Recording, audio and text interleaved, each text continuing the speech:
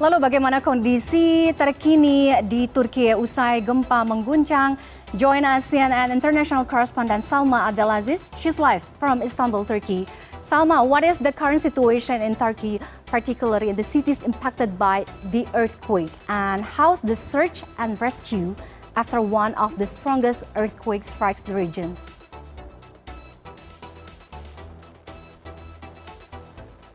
There's an absolutely agonizing wait right now that countless families are enduring, waiting for information, desperately hoping that their missing loved ones are okay. So that's very much the focus right now, is those search and recovery operations. Overnight, dozens of rescue workers, specialist teams came from dozens of different countries all around the world, coming with equipment needed and sniffer dogs, all to try to spread out across this massive area in southern Turkey, all affected by this earthquake, but they face major challenges. First of all, the weather. There's been a storm moving through this region that's hampered efforts, blocked roads, made it difficult for flights to take off. You also have these aftershocks, nearly 100 of them, some as strong as 7.5 magnitudes that keep rattling the earth and making even the buildings that are still standing structurally not sound.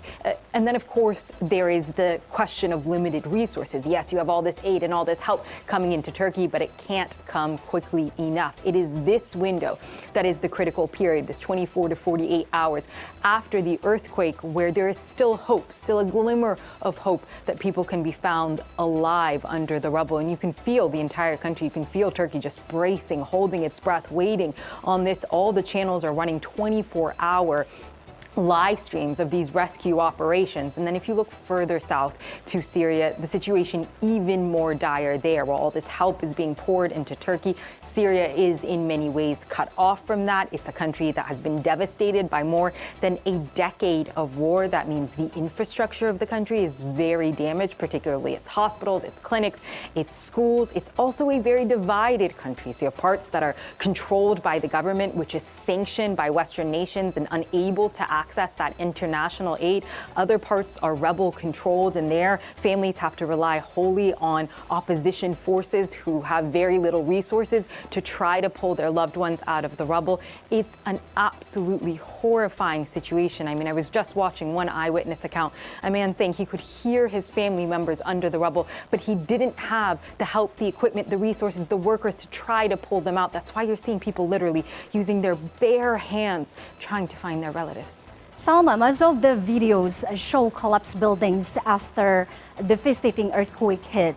It's believed to be the strongest since 1939, with the same magnitude killing about 30,000 people. So why is this region susceptible to earthquakes, and why is this one so consequential?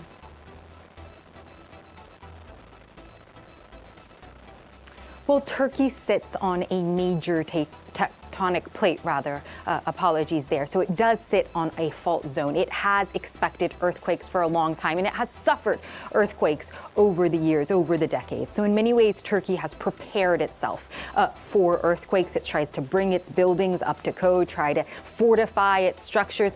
But if you look at the part of the country, and that is southern Turkey around Gaziantep, that was struck by this earthquake, it is perhaps less prepared, or one of the less prepared areas in Turkey. This is a vulnerable part of the country where there are many Syrian refugees living there. There are impoverished parts of the population that exist there. So there is concern that the structural soundness of the buildings in that area in particular made it more vulnerable, caused more loss of life. And then, of course, when you're talking about Syria, this is a country that's been rattled, again, by nearly 12 years of war, places where there's been constant bombardment and artillery.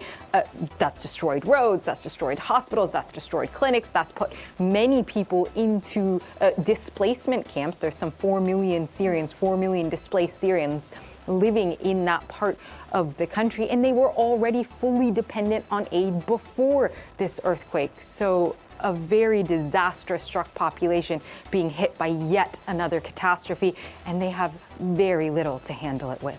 Yeah, Salma, the Turkish government declares that this disaster as level 4 alarm that calls for international assistance. So how's the aid supplies for the region impacted by the earthquake?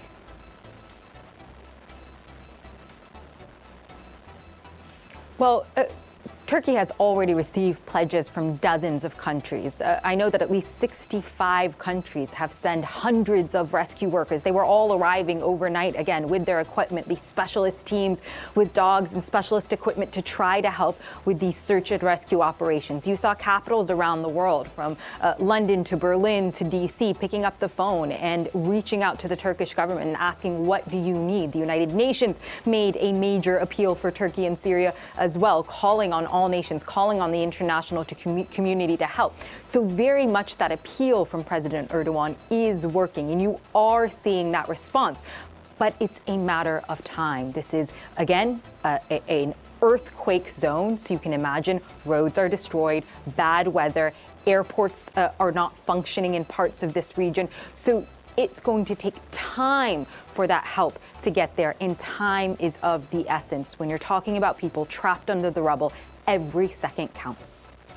Okay, Salma, thank you for your report. CNN International Correspondent Salma Abdelaziz, live from Istanbul, Turkey.